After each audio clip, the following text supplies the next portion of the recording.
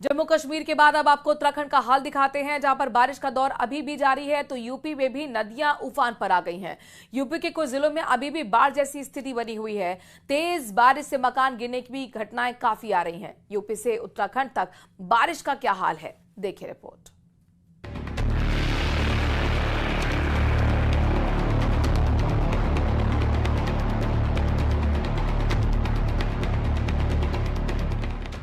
पहाड़ों पर जारी है आफत प्रचंड।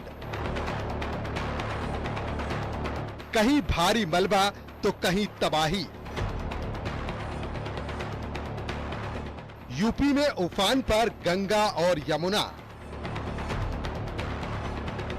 पहाड़ों पर आफत की बारिश अभी भी जारी है। मुसीबतों की तस्वीरें लगातार आ रही हैं। एक बार फिर से अलग अलग जिलों में बारिश के दंड की तस्वीरें सामने आई हैं। पहाड़ों पर बारिश का असर जमीन पर भी दिख रहा है। यूपी के कई जिलों में घरों तक पानी अभी भी पहुंच रहा है।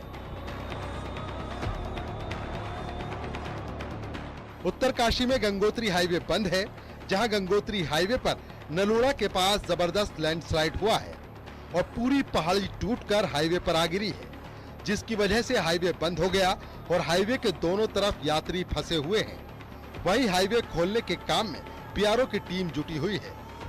लैंडस्लाइड जोन एक्टिव होने से पहाड़ी से लगातार मलबा आ रहा है।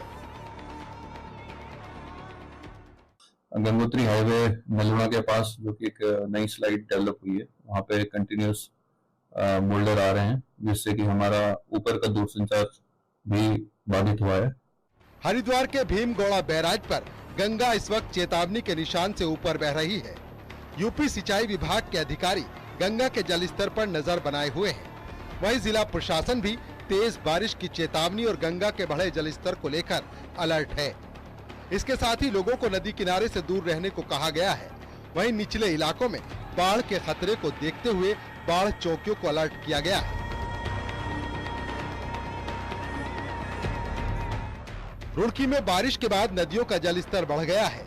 नदी किनारे वाले इलाकों में बाढ़ का खतरा बना हुआ है, जिसको देखते हुए खानपुर इलाके में पुलिस गांव वालों को सतर्क रहने की अपील कर रही है।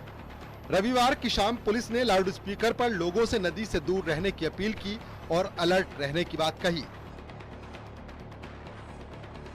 ऋषिकेश के राजाजी टाइगर रिजर्व क्षेत्र में देर रात 3 पर्यटक रास्ता भटक गए। तीनों पर्यटक तेज बारिश की वजह से नीलकंठ पैदल मार्ग पर रास्ता भटक गए, जिसके बाद एसडीआरएफ ने सूचना मिलते ही तीनों पर्यटकों का रेस्क्यू किया और उन्हें सुरक्षित जगह पर पहुंचाया।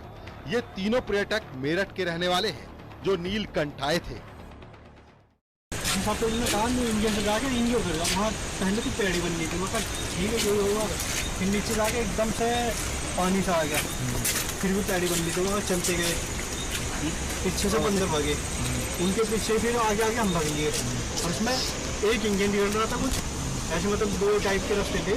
हम पता नहीं अपनी में इंजन निकल गई। फिलहाल बाढ़ और बारिश का सितम अभी भी रुकने वाला नहीं है। लगातार मौसम में बदलाव को लेकर कई परेशानियां सामने आ रही हैं, जिससे जनजीवन पूरी तरह अस्त व्यस्त हो गया है। Bureau report, news 18, UP Uttarakhand.